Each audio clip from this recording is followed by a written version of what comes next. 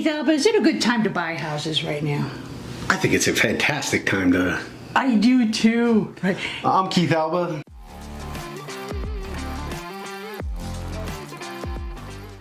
Roxane Webster.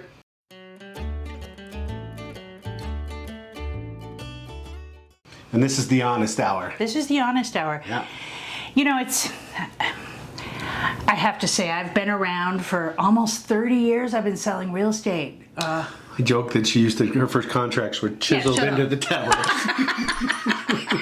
That's right. And then I'd be dragged by my hair, right?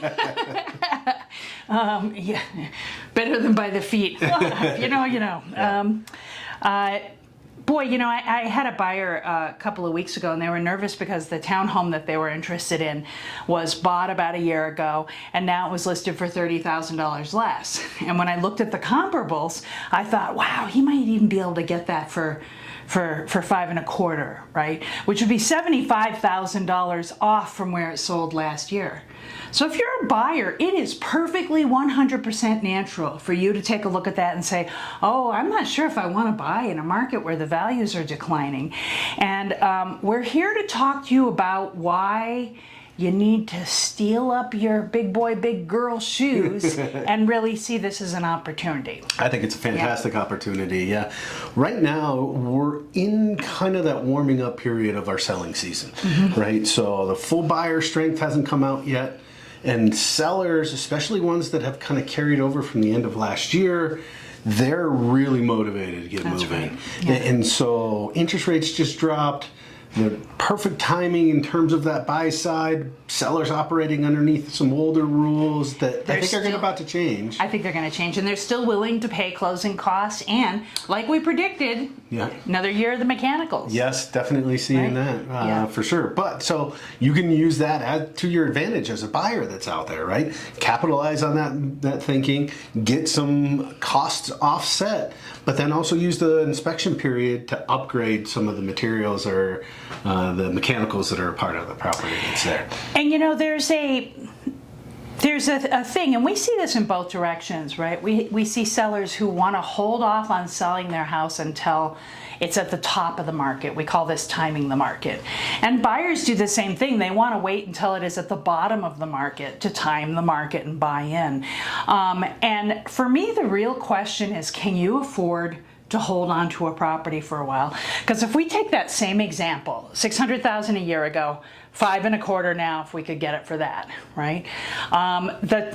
If you take a look at real estate sales, good years and bad years, and average them since forever, what you'll see is on average about a 4% annual appreciation to real estate over time, right? So if we just do the math on that and say a 5.25 offer on this would be 16.5% lower than where it was at the top of the market. That top of the market was just a little bit above the trend line, right? Which means if you buy that property today, you're buying it at a 16.5% discount from where that value should be. So really the question is, can you afford to stay in that property long enough that it returns to that trend line? If so, you just got yourself a 16.5% bonus just for writing an offer on it today. Right, and that doesn't account the additional appreciation that maybe it goes above that trend line, depending how long you're there. Real estate is absolutely a long-term play. That's right. It's not, you know, like the stock market where you have these day traders that are coming in, coming out, doing it real quick.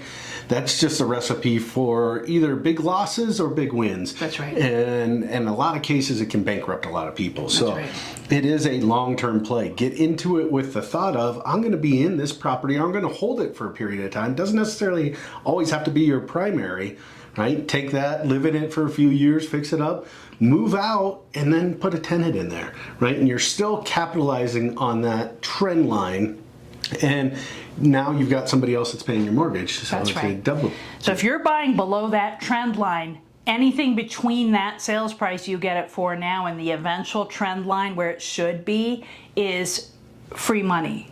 Yeah. And I think for the attached products like the condos and townhouses, we're definitely seeing it below that trend line now. That's right. The single family stuff, it's holding, I think, kind of bounces right around it.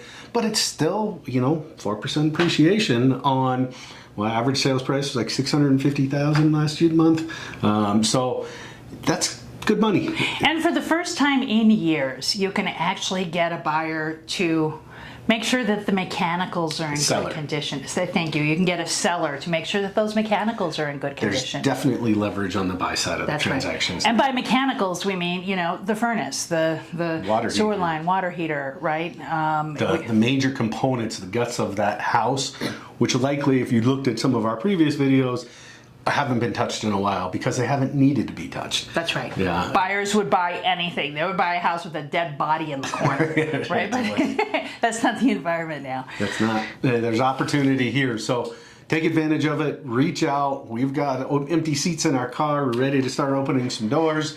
And we'd happy to help you analyze the buy that you're looking at, so that you have some comfort around making sure that it's the right one for you. That's right. Thank you, gang. See you on the next one. Make sure you hit that like and subscribe button. Hey, this little microphone looks like I've got a bug on my chest. Could be worse. Could be much worse.